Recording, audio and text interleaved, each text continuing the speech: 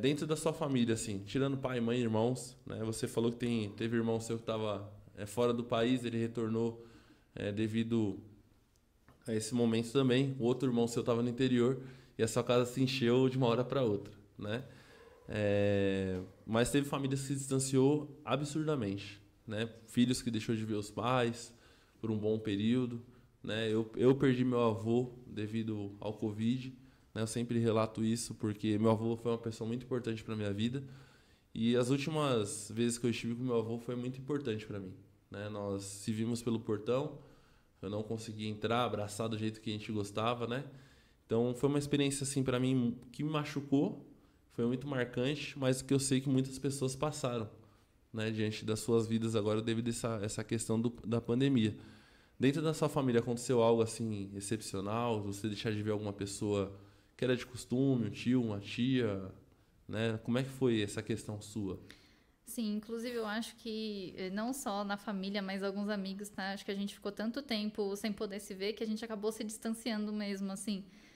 Não é mais a mesma coisa, né? A minha família sempre foi muito unida, eu sempre gostei muito de estar com os meus tios, né, e tudo mais.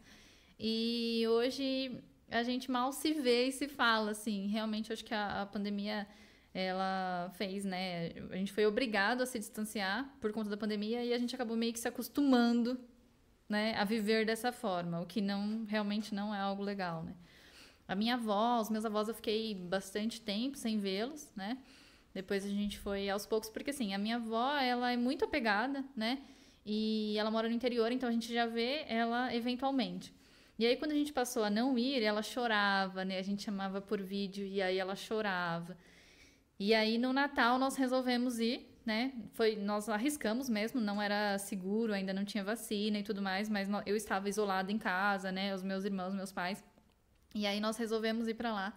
Porque assim, a gente tava entre ela ficar, de repente, né, correr o risco de pegar Covid ou dela ficar com depressão. Então a gente ficou entre um e o outro e a gente acabou indo. Mas a parte da minha família, que é da família do meu pai, a gente se distanciou muito devido a isso. E assim, o seu relato, né?